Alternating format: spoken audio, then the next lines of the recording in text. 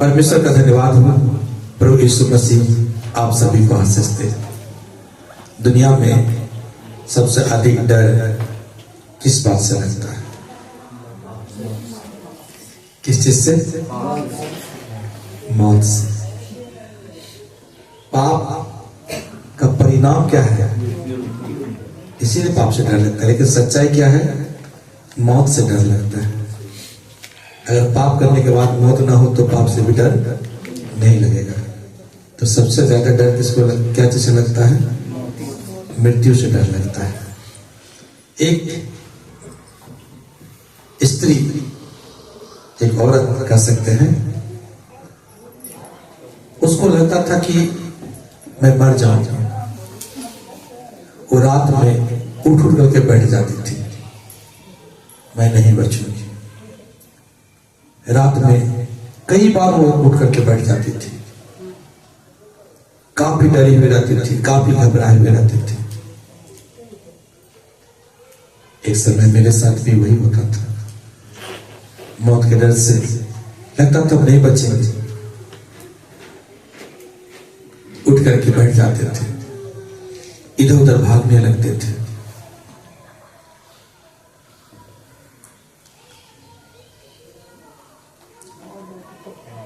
Mother Teresa से भी यही सवाल किया गया, क्या आपको मौत से डर लगता है? तो जिस तरह से उस स्त्री से पूछा गया, वो बार बार उठ करके बैठ जाती थी मरने के डर से।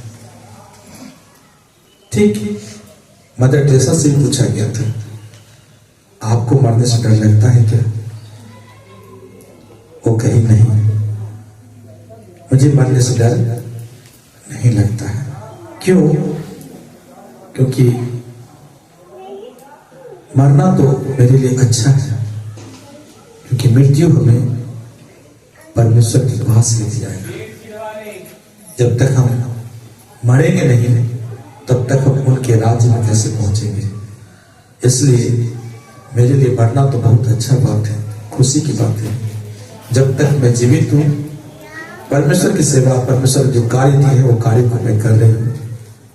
और जब मैं मरूंगी, जब मृत्यु आएगा, तो मैं परमेश्वर के पास जाऊंगी। हालेलुया। दोनों का अंतर देखिए, दोनों स्त्री है, दोनों बहन है, लेकिन एक क्या कर रही है? एक जो है वो डर रही है मृत्यु से, लेकिन मदर टेरेसा वो मृत्यु से नहीं डरती है। कारण क्या है? मृत्यु से सभी कोई डरते हैं, मृत्यु से सभी कोई डरते हैं, लेकिन जो यीशु मसीह का सच्चा लोग है वो मृत्यु से नहीं डरता है। वो यही चीज को वो जानता है कि मृत्यु होगी तो हम अपने परमेश्वर के राज्य में पहुंचेंगे। हमारा मेल जो है जीवित परमेश्वर के संग होगा। क्योंकि प्रभु यीशु मसीह ने यूहन्ना का 11 अध्याय में क्या कहे हैं? 11 अध्याय का 25 और 26 वचन को पढ़िएगा।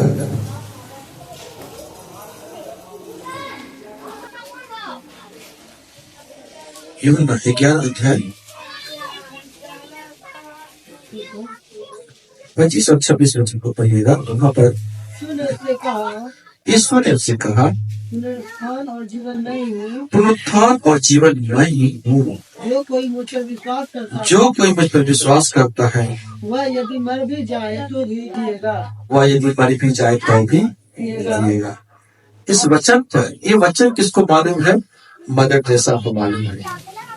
और वो मदर टेरेसा इस बात पर विश्वास करती है कि यीशु ने कहा है कि पुनरुत्थान और जीवन मैं ही हूँ। यीशु खुद पुनरुत्थान और जीवन है, और यीशु मसीह ने कहा है कि जो कोई मुझ पर विश्वास करता है वह यदि मर भी जाए तो भी जिएगा। तो मदर टेरेसा क्या कर रही है? यीशु मसीह पर विश्वास करती है। और वो क्या विश्वास करती है कि यीशु मसीह जीवित परमेश्वर है, उसने मौत पर विजय पाया है, और उनमें वो सामर्थ्य है कि सारे मुर्दे को जीवित कर देंगे। और यीशु मसीह ने कहा है, जहां मैं रहता हूं वहां तुम भी रहोगे। यूहन्ना 14 के वचन में लिखा हुआ है। ये सारे वचन किससे मालूम है? मदर टेरेसा को मालूम है। लेकिन वो बहनें जो रात में उठ करके मृत्यु के डर से बैठ जा रही थी, उससे ये वचन मालूम नहीं है। यीशु मसीह जीवित परमेश्वर है, उसे पता नहीं है। यही कारण है कि मृत्यु के डर से वो उठ करके बैठ जाए।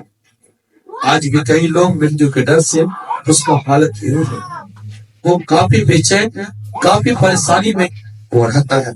कारण है कि उसे सच्चाई मालूम नहीं है, उस जीवित परमेश्वर के बारे में पता नहीं है। लेकिन मदर टेरेसा को ये पता है। Hallelujah, hallelujah. परमेश्वर का धन्यवाद करते हैं। प्रभु यीशु मसीह का वचन को पढ़ेंगे। मत्ती रचित सुसमाचार 11 अध्याय का 28 वचन।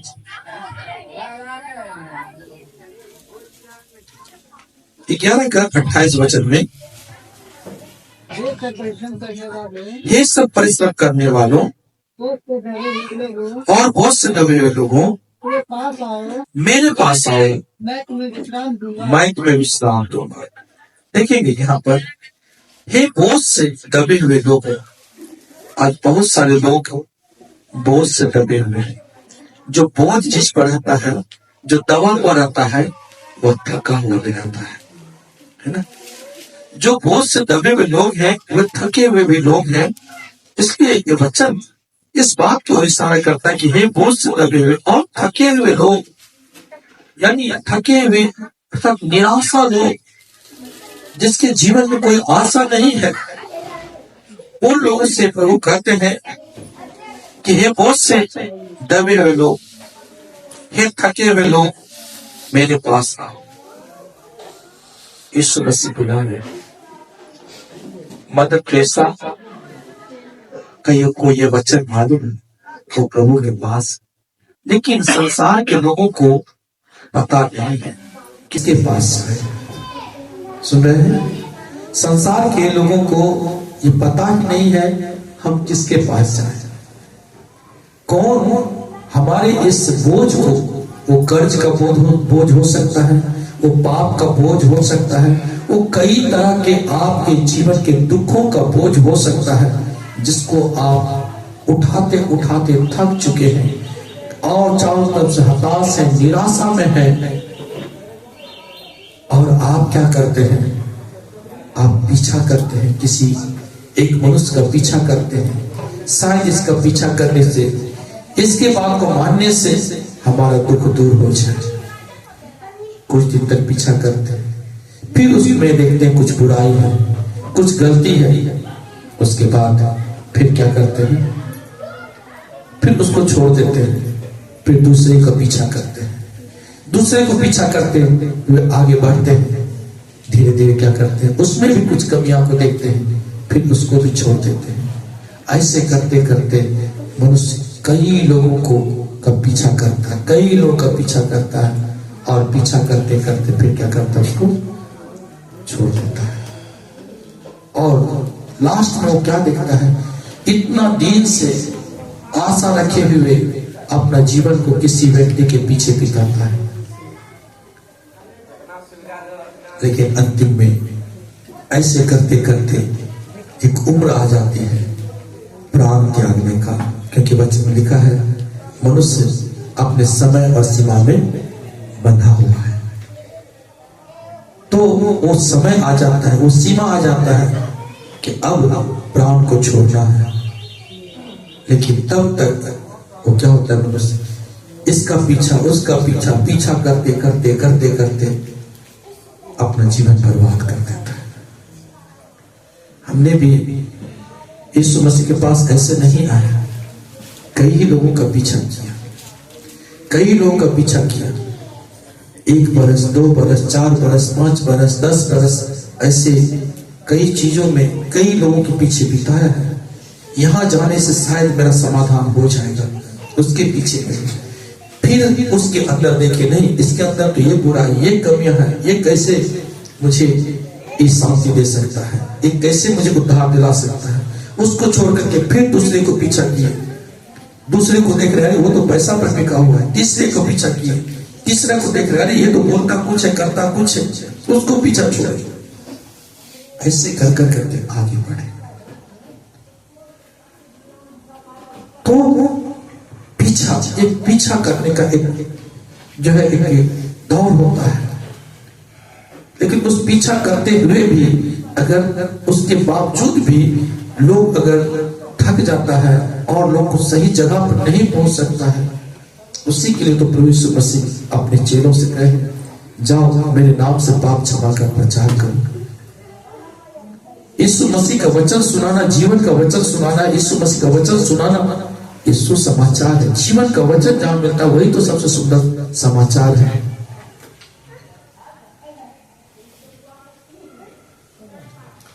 कई लोगों से प्रभावित हो जाते हैं, अरे वो इतना अच्छा गाता है, हम भी उसके साथ गाएंगे, लेकिन गाते गाते फिर बाद में क्या लगता है, यहाँ कुछ आनंद। बहुत सारे गाने वाले लोग को लास्ट में देखिए,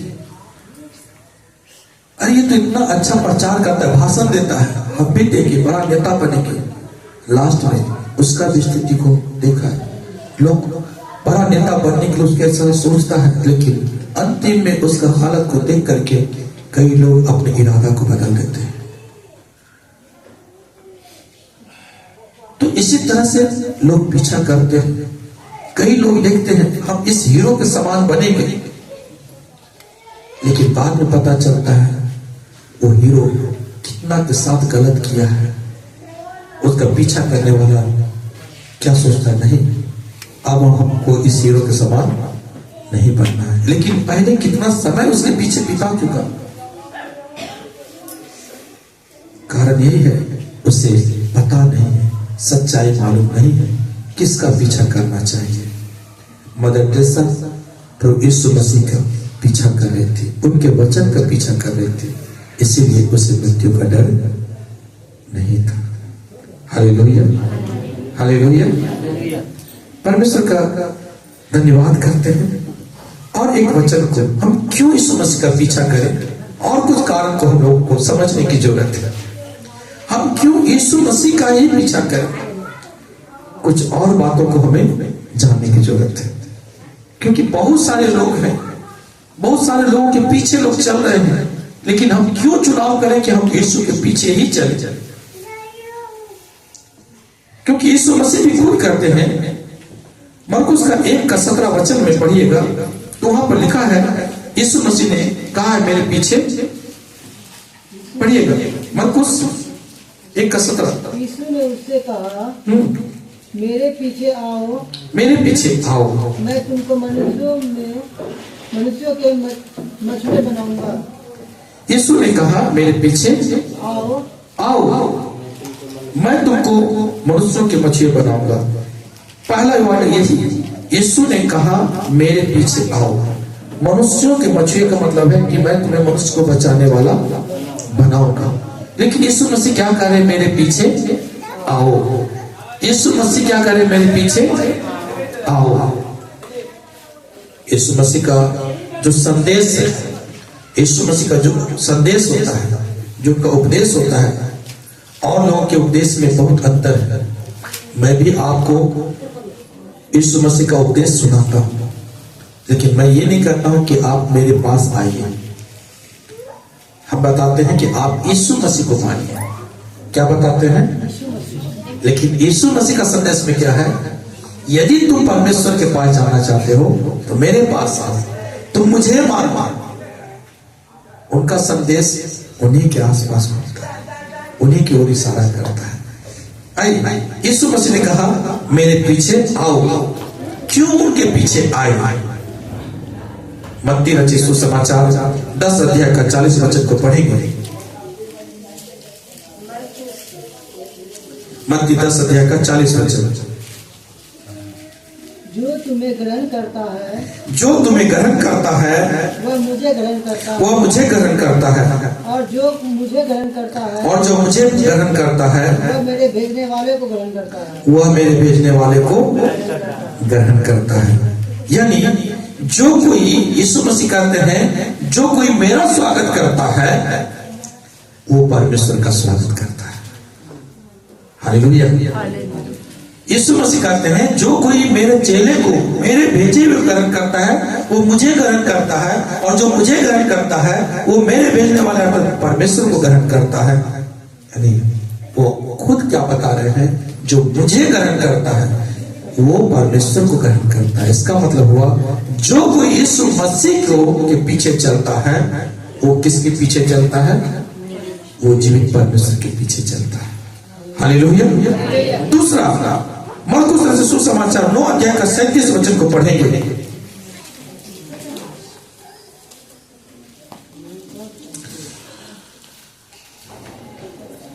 जो कोई मेरे नाम से ऐसे बालकों में से किसी एक को भी ग्रहण करता है वह मुझे ग्रहण करता है। हालेलुया। यीशु मसीह क्या कर रहे हैं? लूका 37 वचन।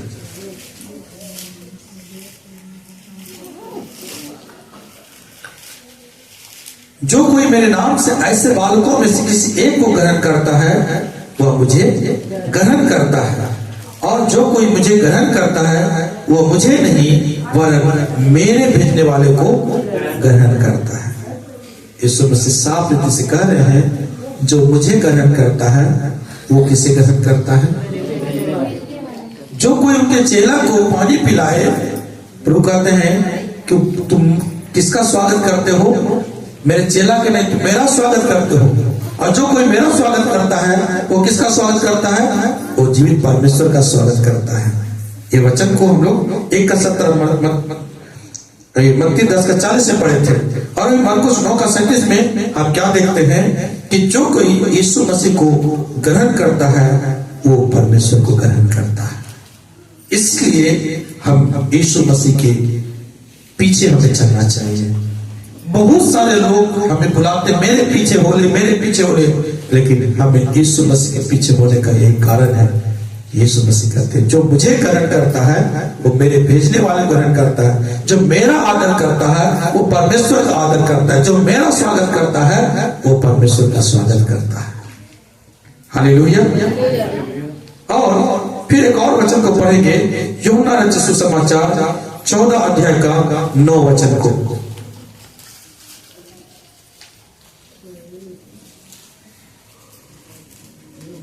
यूहन्ना 14 अध्याय का 9 वचन।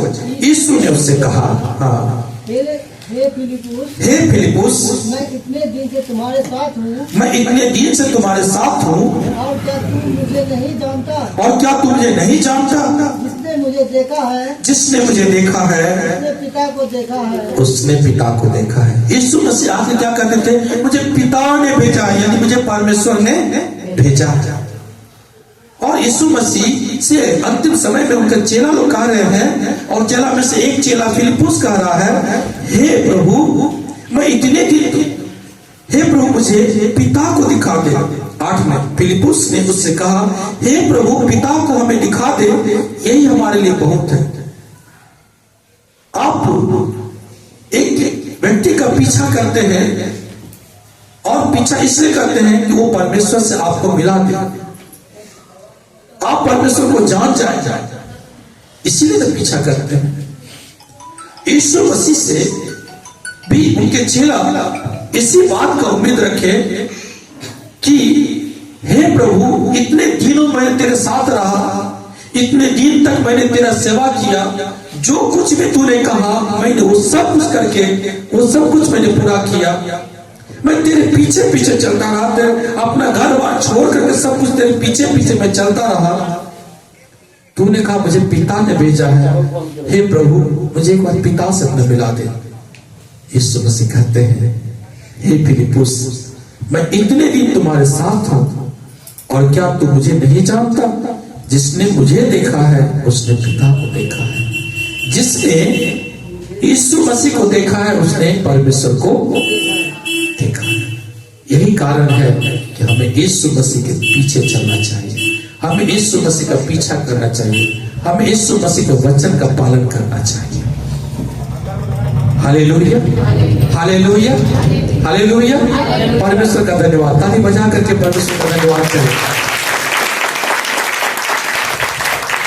तो यीशु मसीह का जो पीछा करता है, जो यीशु मसीह का पीछा करता है, जो यीशु मसीह को जान चुका है। आज भी कई लोग यीशु मसीह को नहीं जानते हैं, प्रार्थना में आते हैं, बैठते हैं, वचन सुनते हैं, लेकिन उतना ध्यान नहीं देते हैं और विश्वास नहीं करते हैं।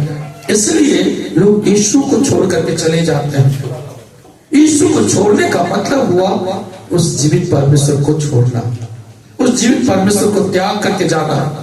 वो कहना कि मुझे आपकी जरूरत नहीं है, कहने का मतलब यीशु का जरूरत नहीं का मतलब हुआ कि मुझे परमेश्वर की जरूरत नहीं है। फिर तो ये आपके लिए बहुत भयानक बात हो जाएगी। इसलिए हमें किसी भी हालत में अपने यीशु को इनकार नहीं करना है, क्योंकि वो परमेश्वर है, वही परमेश्वर है। हालेलुया। वो भी परमेश्वर है नहीं, वही परमेश्वर है। हालेलुया, वही परमेश्वर है। और एक और बात को देखेंगे, क्यों हमें यीशु का पीछा करना चाहिए, क्यों हमें यीशु को प्रभु करके पाना चाहिए, क्यों हम विश्वास कर सकते हैं कि यीशु ही परमेश्वर है। एक और वचन को पढ़ेंगे, मरकुस रचित सुसमाचार 2 अध्याय का 5 वचन। मरकुस, मत्ती के बाद है मरकुस, हाँ 2 अध्याय का 5 वचन। यीशु ने उसका विश्वास देखकर, यीशु ने उसका विश्वास देखकर उस लकवे के रोगी से कहा, उस लकवे के रोगी से कहा, हे पुत्र, तेरे पाप क्षमा हुए, तेरे पाप क्षमा हुए। हालेलुया। यहाँ पर देख सकते हैं एक लकवा का रोगी है और यीशु मसीह क्या कहे, क्या कहे यीशु मसीह, हे पुत्र तेरे पाप क्षमा हुए, हे पुत्र तेरे पाप क्षमा हुए। अब बताइए, वो लकवा का रोगी जो था, क्या यीशु मसीह के साथ कुछ गलती किया था, कुछ गलती किया था? क्या यीशु मसीह को गाली दिया था? क्या यीशु मसीह को मारा पीटा था? क्या यीशु मसीह को धमकी दिया था? वो तो यीशु मसीह के साथ किसी भी तरह का गलती नहीं किया था। वो किसी दूसरे के साथ किया हो सकता है अपने पापा मम्मी के साथ किया हो सकता है अपना दोस्त के साथ कुछ गलत किया हो सकता है अपना पड़ोसी के साथ गलत किया हो। तो उसके अपराध को क्षमा कौन करेगा? उसके पापा मम्मी ने क्षमा करेगा। जिसके साथ गलती किया वही ना क्षमा करेगा। अपने दोस्त के साथ अगर वो गलती किया हो तो उसका दोस्त उसको क्षमा करेगा। अपने पड़ोसी के साथ अगर वो गलती किया हो तो पड़ोसी उसको क्षमा करेगा। मेरे कहने का मतलब है कि दो लोग, अगर मान लीजिए यहां पर मेरा बेटा है आशीष, इधर आता,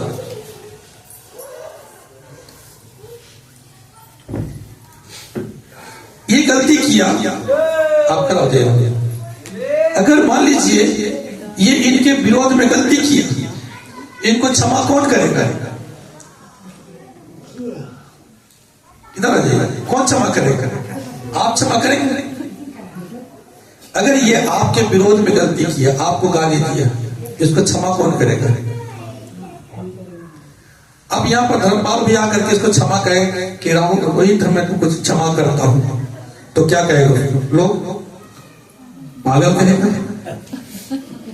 बेवकूफ कहेगा। अरे ये तो आपके विरोध में कुछ गलती किया नहीं, आप कैसे इसको क्षमा कर सकते हैं? क्षमा करने वाला तो ये है, इसके विरोध में ये गलती किया है, ये न क्षमा करेगा।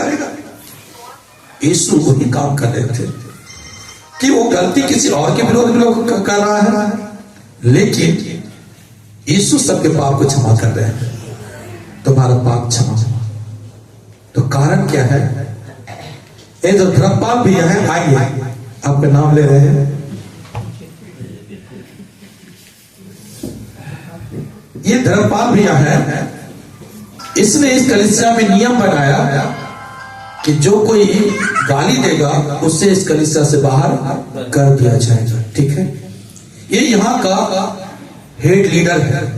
इसके अंदर में रोहित भी है, इसके अंदर में राहुल भी है। ठीक है, अगर ये व्यक्ति इसे गाली दिया, ये नहीं भी क्षमा कर रहा है, ये लीडर होने के नाते इसको क्षमा करेगा। क्यों? क्योंकि नियम ये बनाया है, और अगर ये क्षमा करेगा ये व्यक्ति इस कलीसिया में रह सकता है। हालेलुया। उसी तरह से जितने भी पाप, जो बुराई है, उसके विरोध में जो जितना भी नियम बना गया है, वो सारा नियम यीशु मसीह के द्वारा बनाया गया है। हालेलुया। इसीलिए अगर कोई व्यक्ति किसी के बदले में किसी के विरोध में पाप करता है, वो व्यक्ति उसे क्षमा करे या ना करे, जिसने उस नियम को बनाया है वो यीशु मसीह उनके पाप को क्षमा करता है और वो सच को क्षमा हो जाता है। इसीलिए वो परमेश्वर है। हालेलुया। परमेश्वर का धन्यवाद, प्रभु आशीष दे। तो इस तरह से यीशु मसीह लकवे के रोगी से कहा, तेरे पाप क्षमा हुए। लोग कुरकुराने लगे और यीशु मसीह कहे, मुझे अधिकार है मैं पाप क्षमा करूं। और उसके बाद उस लकवे के रोगी से कहा, ए पुत्र उठ, अपना खाट उठा और चल फिर। वो उठा और चलने फिरने लगा। हालेलुया। साबित कर दिया कि देखो पाप क्षमा का परिणाम क्या होता है, मनुष्य चल नहीं पाता। हालेलुया। यही कारण है कि हमें क्या करना है, यीशु मसीह के पीछे चलना है। हालेलुया। हालेलुया। परमेश्वर का धन्यवाद हो। एक व्यक्ति, एक साधारण व्यक्ति आकर के अगर वो कहता है, सुनो आज जो कोई स्नान नहीं करेगा उसको इस गांव से बाहर निकाल दिया जाएगा, उसका कहना कोई मानेगा? कोई मानेगा नहीं। लेकिन अगर कोई एक दबंग व्यक्ति, वो एक ऊंचा पोस्ट पद रखने वाला व्यक्ति, एक सामर्थी व्यक्ति, वो लाउड स्पीकर पर वो अनाउंसमेंट करवा दे कि अगर आज कोई इस गांव का लोग अगर स्नान नहीं करेगा तो उसे गांव से बाहर कर दिया जाएगा, उसके उस सामर्थ को देख करके, उसके उस पावर को देख करके लोग क्या करेगा? क्या करेगा? स्नान करेगा। उसी तरह से प्रभु यीशु मसीह का हम लोग लाउड स्पीकर है। यीशु मसीह का जितना चेला है सब लाउड स्पीकर है।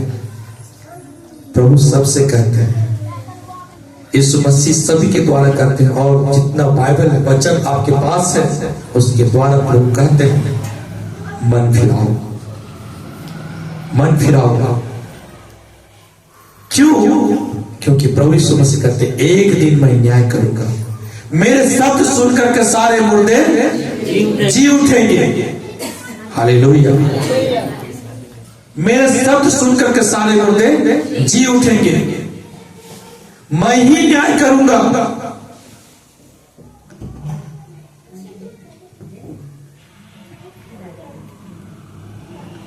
मैं ही क्या करूंगा?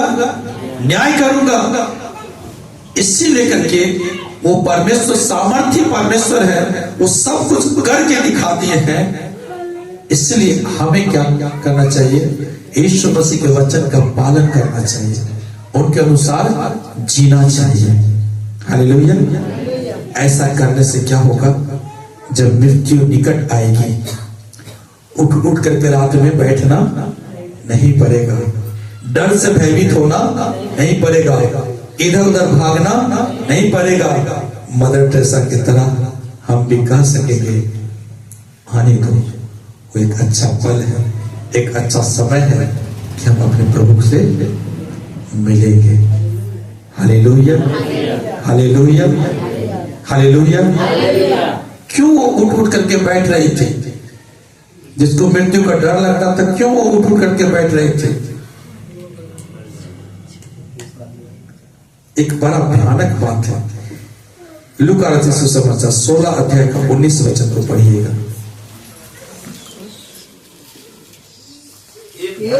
मनुष्य था, थोड़ा सा निकालिए रखिए सबको। 16 अध्याय का 19 वचन।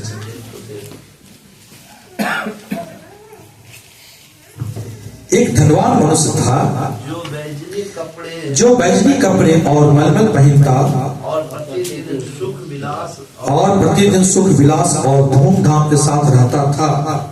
लाजर नाम का एक कंगाल घाव से भरा हुआ उसकी डेवढ़ी पर छोड़ दिया जाता था और वह चाहता था कि धनवान की मेज पर की जूठन से अपना पेट भरे, यहाँ तक कि कुत्ते भी आकर उसके घाव को चाटते थे।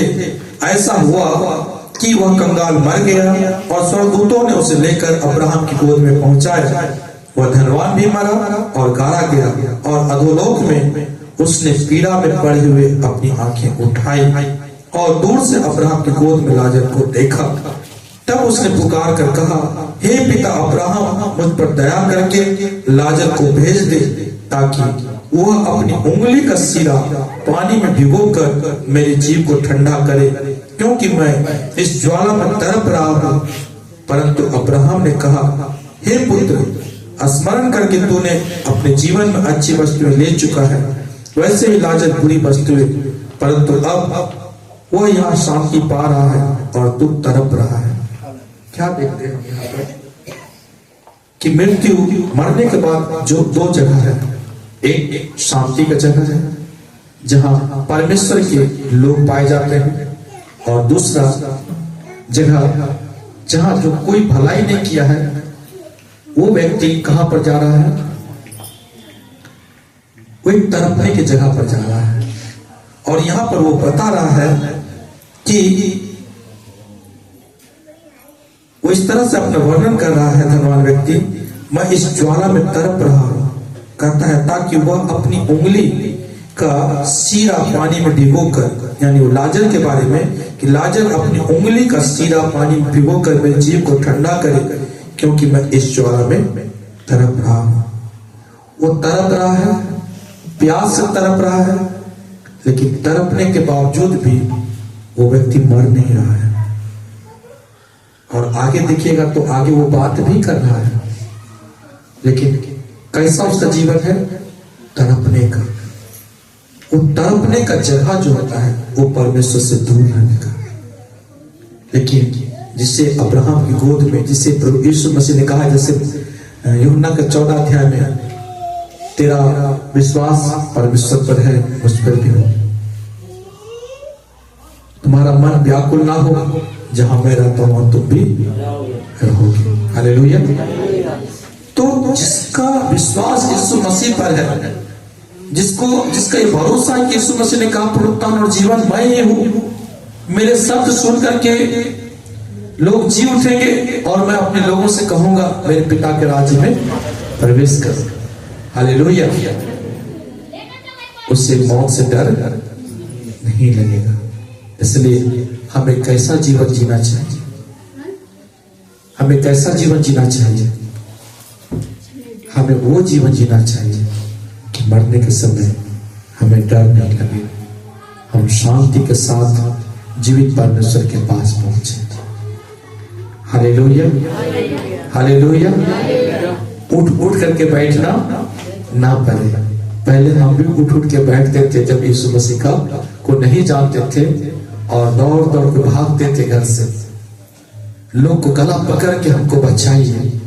लेकिन अभी सिर्फ प्रभु है, कभी भी जरूरत पड़ता है प्रभु को पुकारते हैं और उनके वचन को पालन करके चलते हैं, तो डर नहीं लगता है। Hallelujah, hallelujah. हमें ऐसा जीवन जीना चाहिए। परमेश्वर का धन्यवाद, प्रभु आशीष दे। आज हमने सीखा क्यों प्रभु यीशु मसीह का ही पीछा करना चाहिए, क्योंकि प्रभु यीशु मसीह ने कहा, पुनरुत्थान और जीवन मैं ही हूं। यीशु मसीह ने कहा, हे सब परिश्रम करने वाले और बोझ से दबे हुए लोगों, मेरे पास आओ, मैं तुम्हें विश्राम दूंगा। यीशु मसीह ने कहा, मेरे पीछे आओ या मेरे पीछे हो लो।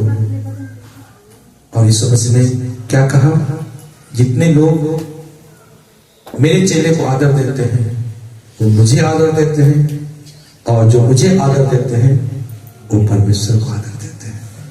हालेलुया। और यीशु मसीह ने कहा, जो मुझे ग्रहण करता है वो परमेश्वर ग्रहण करता है। यीशु मसीह ने कहा जो मुझे देखता है वो परमेश्वर को देखता है। और यीशु मसीह पाप क्षमा करने वाला परमेश्वर है। हालेलुया। परमेश्वर का धन्यवाद हो। प्रभु आ सकते अपने जगह पर खड़े हो जाए और कैसा जीवन जीना चाहिए उसके बारे में आप सोचें।